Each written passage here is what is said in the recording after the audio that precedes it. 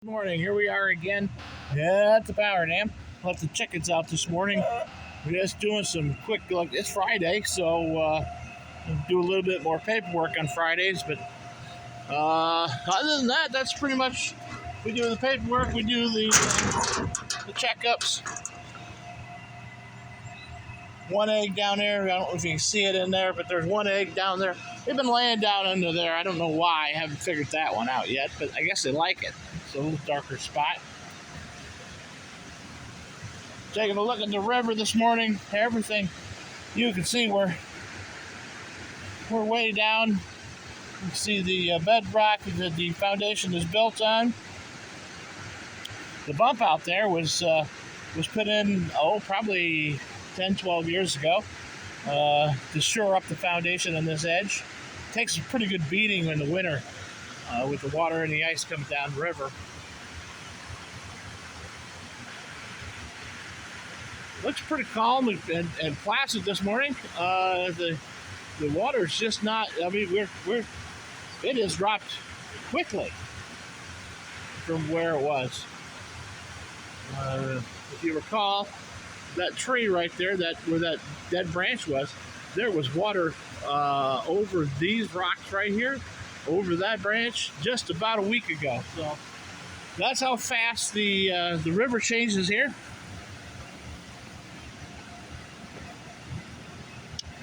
What are the hens pecking around? They didn't get any snacks this morning, so they're not real happy. We'll get them some tomorrow. We'll get something. Gonna have to build this, get this fence built so the ducks, wherever they are, they're over there in the corner. Let's take a look. The ducks are bigger than those chickens are 6 weeks old. Those ducks are 2 weeks old. And if you can, the ducks are as big as the chickens, or bigger than the chickens. So, again, they're Indian runners. There's one still stuck down there at the bottom. What we are hoping for is that the majority of those are indeed female, so we can get some laying going on. A few duck eggs would be nice. Beautiful morning this morning. It's in the lower 40s. Again, things are really dry. Yesterday we had a fire call to a mutual aid for a brush fire in Indian Lake. Burned about an acre, which was good. I mean, that was not a bad fire. I did not. They had a driver, the engine, so I did not go. Would have left the area without a driver, so I stuck around just in case. Plus, we would if they would have called for the tanker, I'd have been able to take it, or I would have had to take that up. You don't just let everybody jump in a truck with 3,000 gallons of water and expect them to be able to drive it. It does not fare out well. You take your time. That water, even though it's baffled in the tanks, it still pushes you around a little bit. So you gotta anticipate that movement.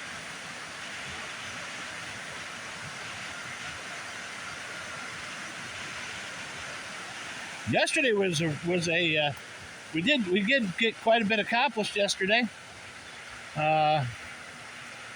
One of the jobs couldn't do it because I forgot to call the guy and unlock the door, so I did that. That was an camp opening. So it'll be Monday. We'll get that one too done. The other camp opening was a success. It was quick, easy, no major problems. Then we did a water line repair. That because I had gotten the part for it. So we went and did that. Got them up and running. They're completed, done. Today we're doing a bigger house, or a bigger house with actually a property with two houses, a big house and a little house.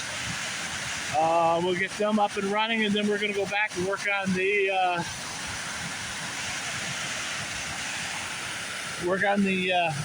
furnace. The water heater's in at the house we were working on yesterday. It was going to be a furnace and a water heater. We got the water heater in. We got the old furnace removed, and the new furnace is sitting in its place. We've got to do the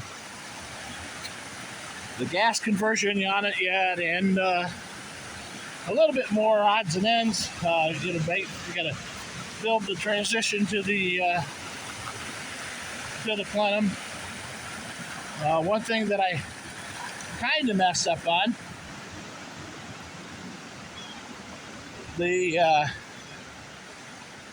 furnace the furnace manufacturers have an A and B cabinets. The B cabinet is a little narrower than the A cabinet. So I ordered the wrong cabinet size. So it doesn't make any difference. It's just the existing plenum that's there. I just have to do a little bit more modification to it, change a few more things to get it down to where it's supposed to be. Basically, you just got to do some sheet metal work, and we keep all the tools for that. And it's not a big deal, but it does add a little bit of time to the job. It has gone very well. I'm really happy with the outcome that we're at.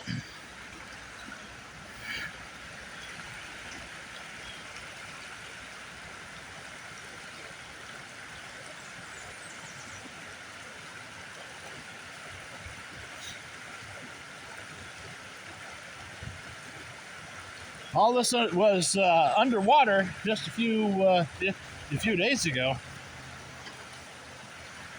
It's amazing to me how quickly the river changes.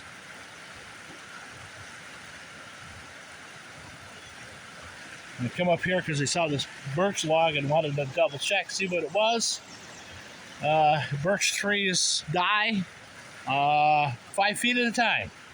So you'll find a chunk of birch laying somewhere, especially the paper birch, and then you come back, you pick it up, move it all out, come back 2 weeks later, there'll be another chunk. So that's just the way they die and fall off the tree. This is the area where the beaver was. We couldn't walk this way before.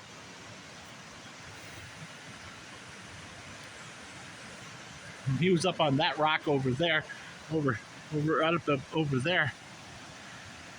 But there is no sign of a beaver now.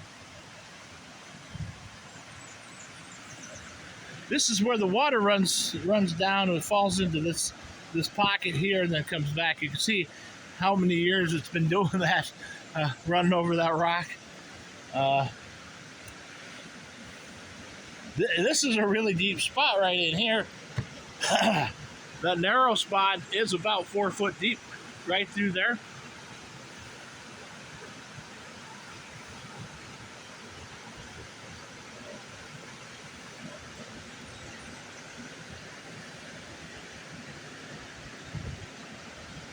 Just doing my checking, making sure everything's like it's supposed to be. Later in the summer, I'll get on the other side and walk the other edge, simply because you can. You can see this rock right here. It has let me get over here. This groove right here is a drill mark. I'm assuming that is from when they did the blasting for the penstock. They just put all the rocks over here, and then that's kind of what they did back in those days. They just moved stuff over. They they blasted out. There's some more drill marks on the big rock up there.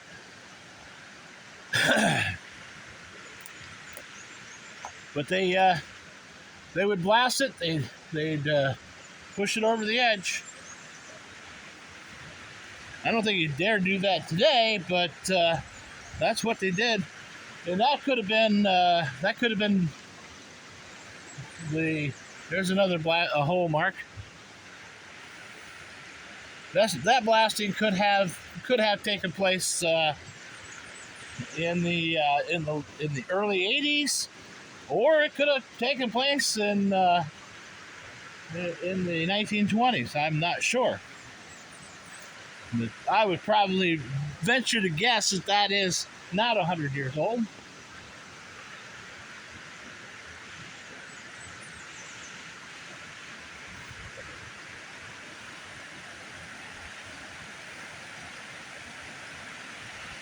Both sides of the river has been had rocks dumped on it, and it's just, that's what they did. Put the rock over the river, put it on the riverbank, and that's just what happened. On this side of the river, in these lower spots, is some black sand, lots of quartz. So if you have black sand and quartz, you have a pretty good chance of having some gold. There is gold in the Adirondacks. I've seen a couple gold veins. The problem is it's all in this heavy bedrock, really difficult to get out. You probably wouldn't get enough money out of it to make it worth your time to dig it out. And the other thing is, the state of New York says that any gold found in New York belongs to the state of New York. So I'm under the assumption that if I found a chunk of gold, I wouldn't have found it in New York. I'd have found it in an undisclosed location.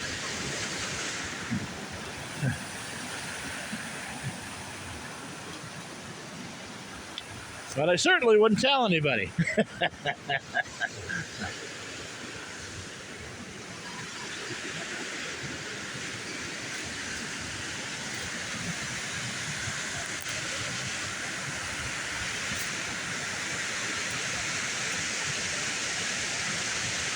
Again, looking downstream, you can see the whirlpool kind of behind the powerhouse there. It's not really a really big whirlpool, but it's a little one. That's where the pipes come out, the discharge tubes drop into the river.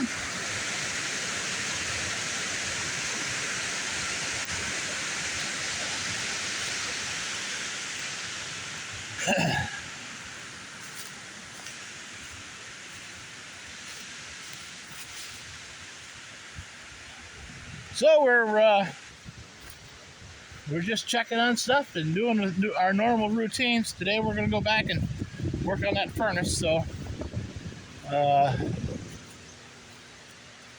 if we don't get that wrapped up today, it'll be wrapped up first part of the week,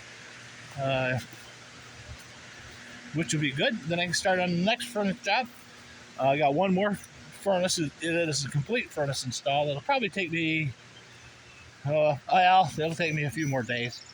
I need to get going on that one because I need to get some of the duct work in. That has to go upstairs before they start closing stuff off and insulating and running wires and whatnot. So we need to get that work done. Anyways, even though it hasn't rained in a while, we still got a decent flow coming down from the spring. Not great, but it's a decent flow. The plan is to get the ducts out. I'll probably work on that tomorrow. I'll do a little bit more driveway grading. My tile work is done up top. I'm having some more stone brought in. I got to get my junk trailer up to the house to get ready for junk day in June. Plus, we want to have it out of here before the Federal Energy Commission tour. So that's pretty much where we're at this morning. Looks like we lost one of the black hens last night. I noticed one was missing, so that dumb chicken's trying to eat a bread wrapper. Oh, what a dummy. But, so, yeah, I don't know what happened to her, where she went, or how things developed, and nobody else is talking. So, maybe they sacrificed her to the hawk. I don't know. I did see a bobcat a couple days ago, about a week and a half ago. So, that's a possibility. Well, whatever. It doesn't really matter. At this point, we're still getting 1 to 3 eggs a day.